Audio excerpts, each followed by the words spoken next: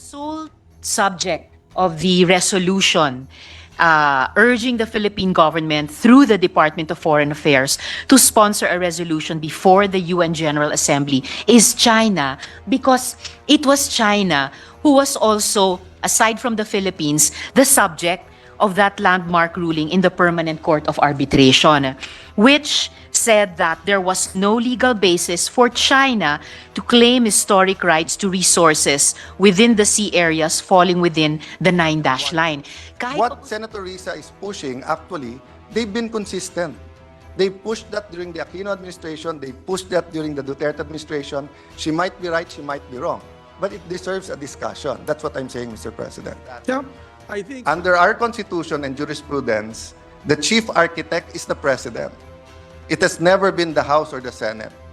So it is the President who will say what is the strategy, where we will go. But my last point is, it's so important that if we don't get all the information, study it well, and craft maybe help the DFA craft the resolution itself, kung yun ang decision natin, baka maging negative pa sa atin to later on. So, because what we need here is a comprehensive strategy. If you look at China, the United States, Vietnam, and Malaysia, klaro ang strategy nila.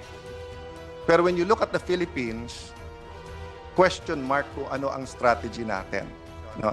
Ang proposal ko po kasi ay dapat po ang National Task Force mag-briefing sa atin sa committee.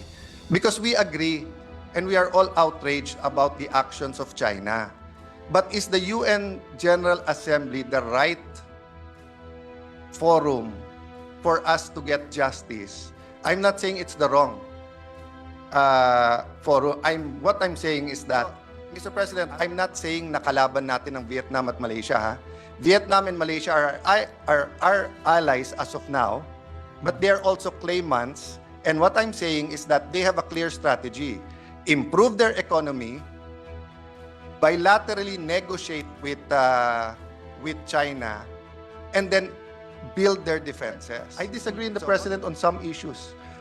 I might disagree with him on the China issue, how to deal with China. But I do believe he was the one elected, and we should at least hear out his people, the National Task Force on the West Philippine Sea and the DFA, so that we know where we're going. Sa panukalang yan. Una, hindi ako sang-ayon na dalhin sa UN General Assembly ang bagay na yan. Sa ilang rason. Una, anong political capital ang gagastusin natin para makuha yung kinakailangang boto para mapasayan? Pangalawa, mapasa man yan, anong magiging epekto? Mas malakas pa ba yan dun sa arbitral ruling o hindi? Sa palagay ko'y hindi. Pangatlo, paano kung nangampanya din ng China at natalo ang resolusyon matapos pagbotohan?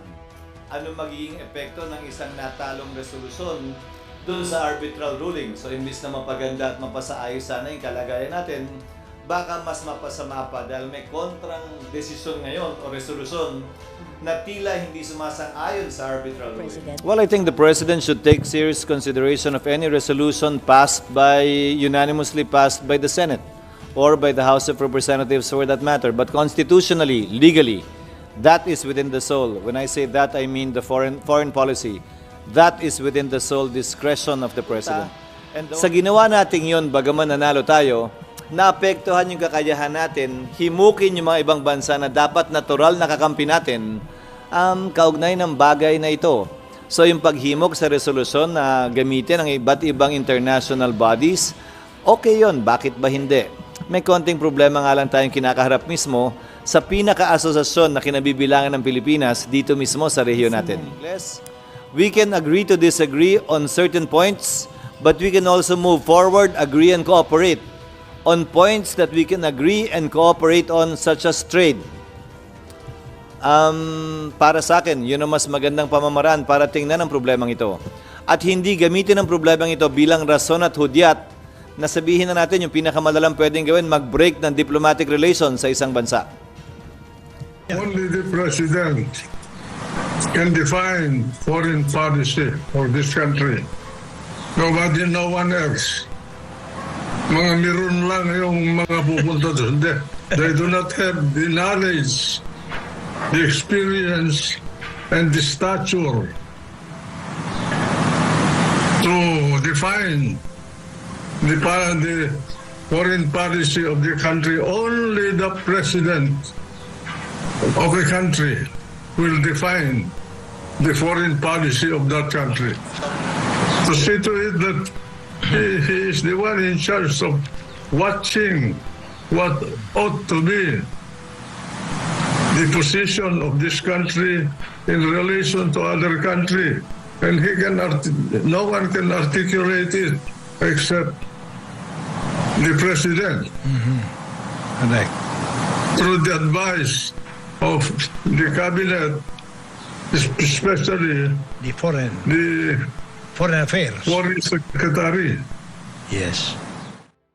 Pag-usapan natin ang napapanahon, maging maalam at makiganap.